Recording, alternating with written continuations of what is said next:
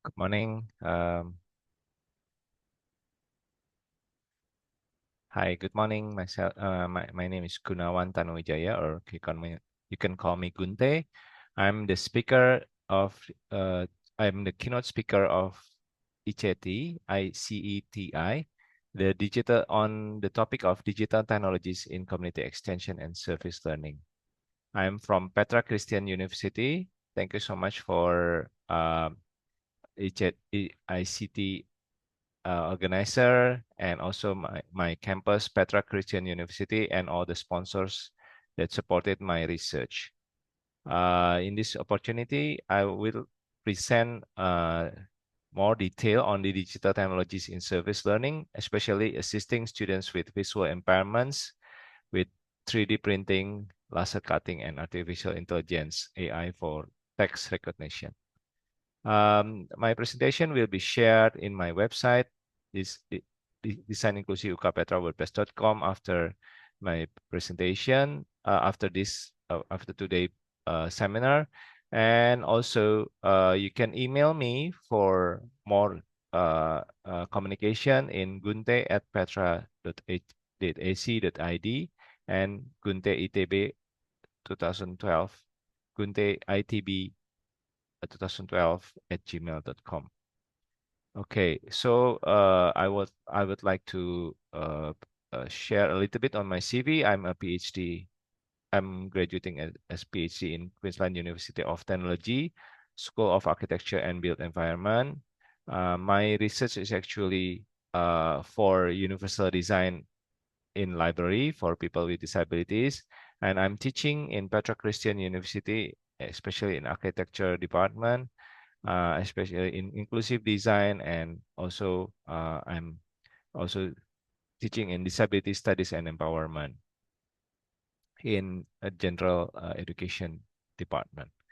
So I would like to show my project in YPAB Blind School in the later part of my presentation. So this is actually from my books, Living and Learning in Dignity, and as you can see, I've served them for 13 years. Yeah, roughly 14 years to teach, to create some design, participatory design, and also some teaching also with the students.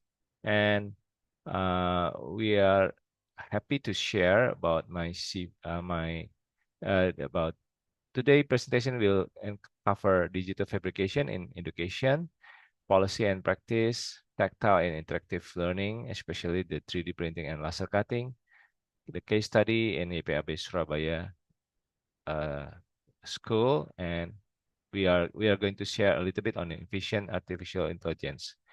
Okay, so I've presented my CV, so I will continue on the digital fabrication context. The digital fabrication education, especially the 3D printing and laser cutting, has been has made a change from passive learning to experiential and hands-on education. So the digital fabrication has become a bridge between theory and real world application.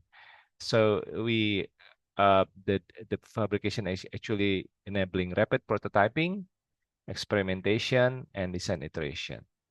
The fabrication also support the innovation, creativity, and social responsibility in higher education, like in my case study.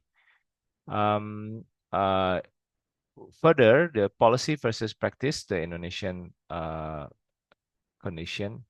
I have highlighted that we have in international level, we have UNCRPD commitments, United Nations of Convention of Rights of People with Disabilities.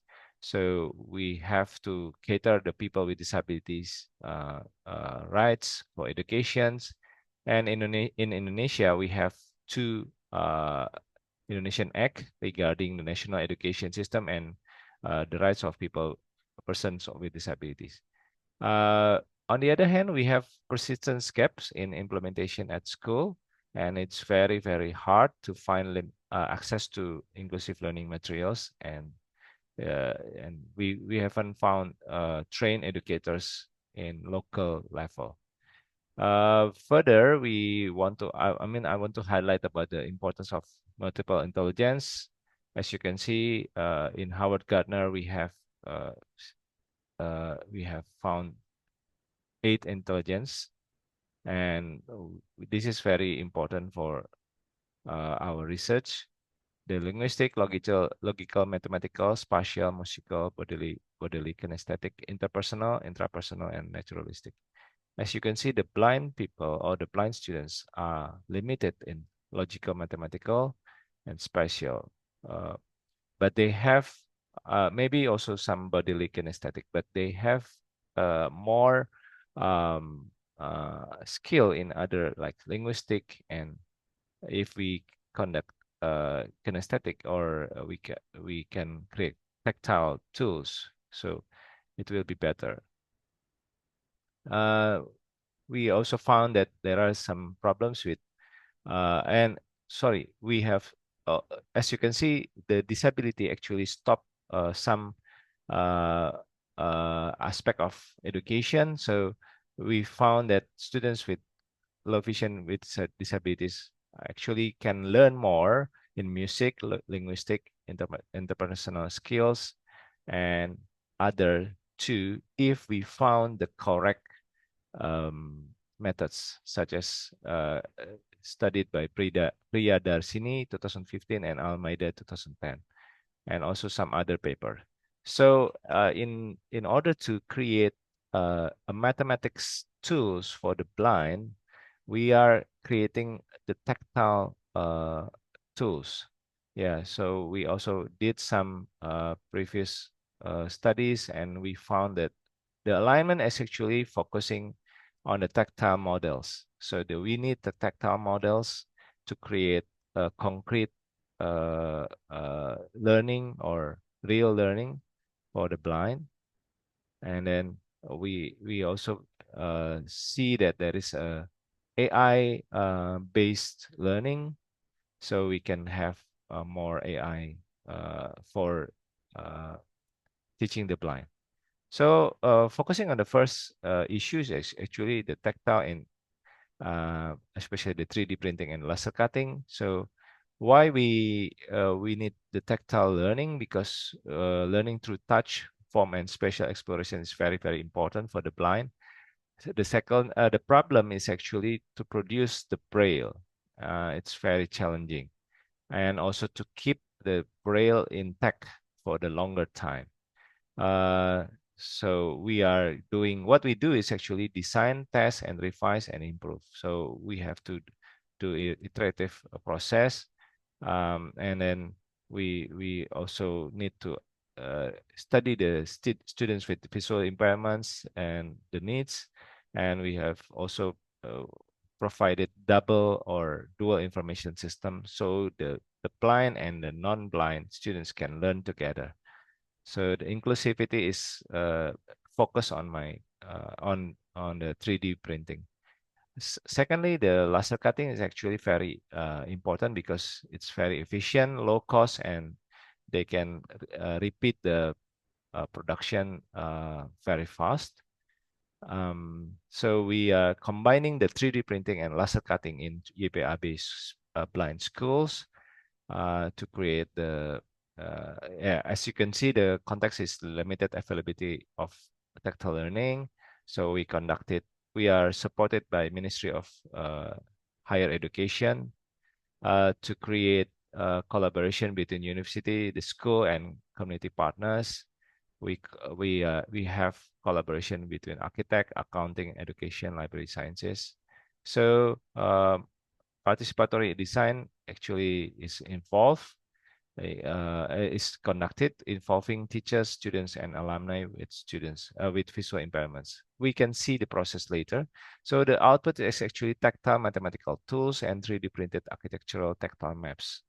The first one is actually quite easy to conduct, to create, but we after 3 years we try to simplify the process and to find the faster production, the cheaper and a faster production.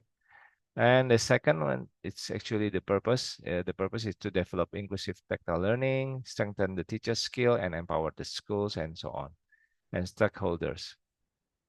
So we conducted some process, the initial discussion, the preparation of the materials, the dissemination and focus group discussion, and we have also we have created the vector or the 3D model first. So we have created the vector and laser cutting process, and then we assembly and assist and the assistive devices and creation of the blind letters. Actually, we conducted initially with manual process, but later on we found a better solution with 3D printing.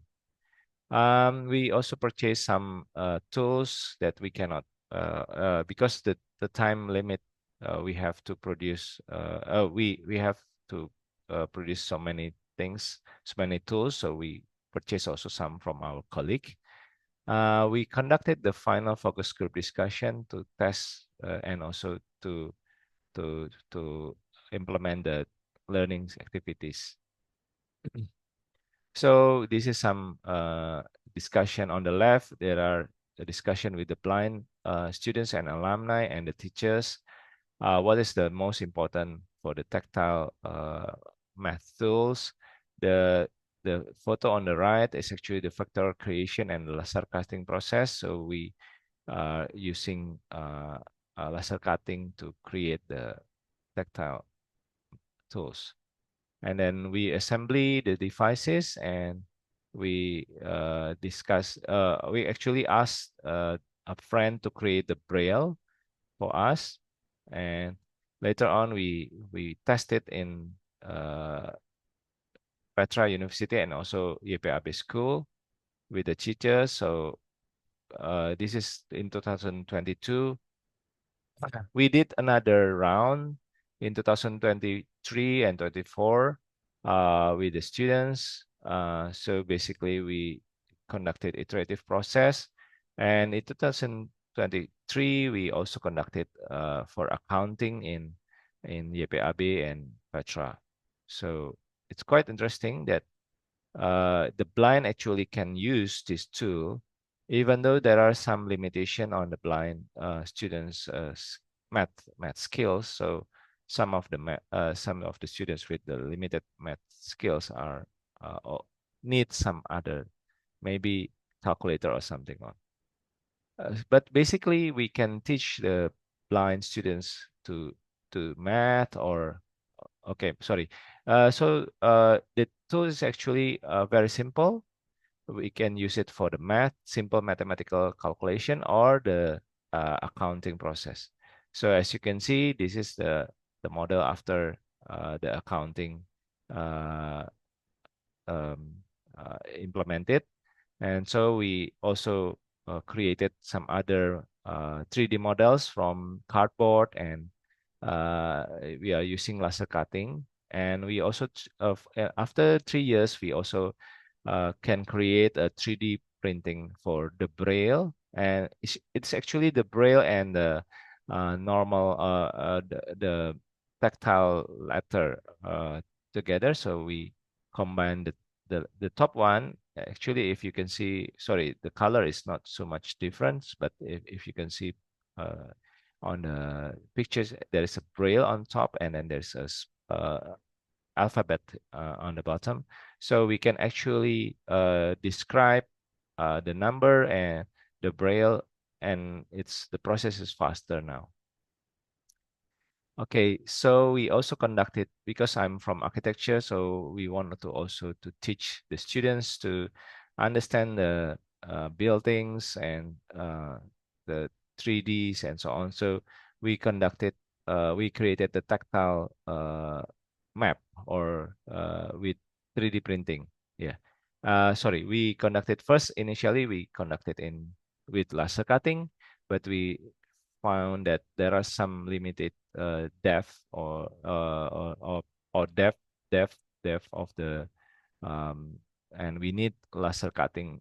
Sorry, we need 3D printing to and it's faster actually. The 3D printing from the tactile map from 3D printing is faster to produce than the laser cutting one.